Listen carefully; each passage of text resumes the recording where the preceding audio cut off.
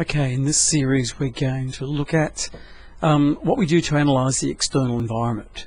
Firstly, a quick review. What is workforce planning?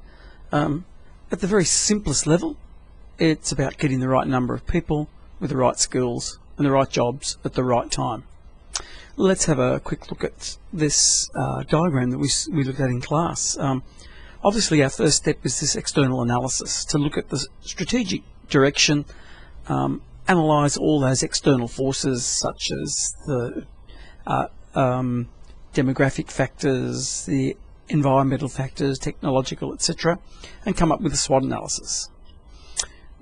So that's our external analysis. Then we move on to our internal analysis here at step 1, where we look at our supply analysis, that how many staff we have, what skills they have, and so on. And our demand analysis, whether our workers have the skills to meet the needs that we saw up here in our strategic plan. What are our staffing patterns? Full-time, casual, contractors, what will work with our new scheme, and any other changes. So when we compare our demand with our supply, we come up with a gap, and we find out what skills are in shortage, and any other staffing gaps that we might identify. From there, we then plan the strategy, and we then evaluate that strategy and implement that strategy, and then evaluate it. So that's the basic steps. And we need workforce planning because we need to quickly respond to strategic change.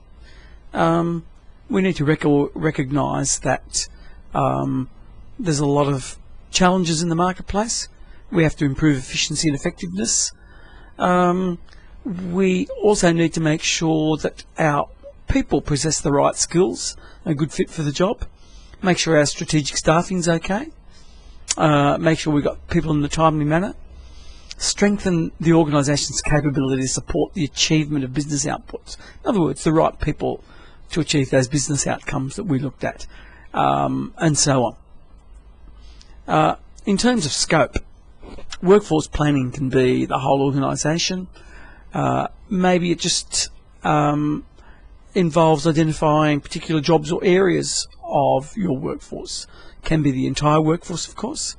Maybe you're just focusing on mission critical occupations, or occupations and skills that are difficult to recruit or retain people in, or maybe just a particular strategy to make sure you've got the right sort of people. So there's a whole list of things you can do there.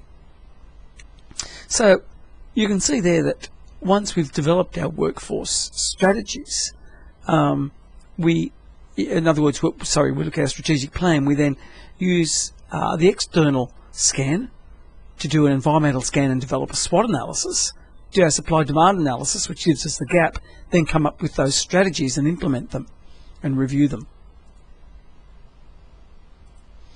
Alright, so let's assume that you've done your environmental analysis.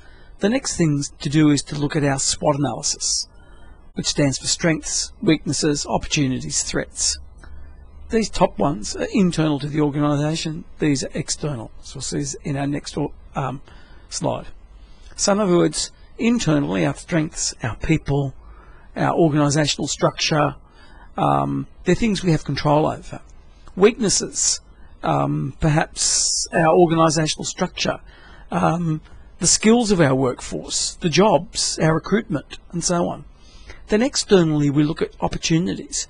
What external opportunities are there in terms of our staffing to meet our business plan? Perhaps recruiting different sorts of people, perhaps different forms of training, and other opportunities for our staff in our organisation. What are our threats externally? Perhaps there's organisations that are recruiting the sort of people we want. So what we end up with is something like this next diagram, which is a sample completed SWOT matrix.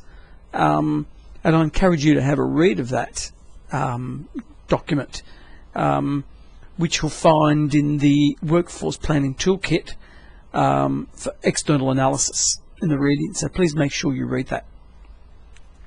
So To conclude then, that external analysis helps us work out the future and direction and change in our business, and especially how these will impact on us in terms of staffing. In our next session, we're going to look at trends and the sources of information and forecasting trends. So those trends are what we use to help us perform this external analysis.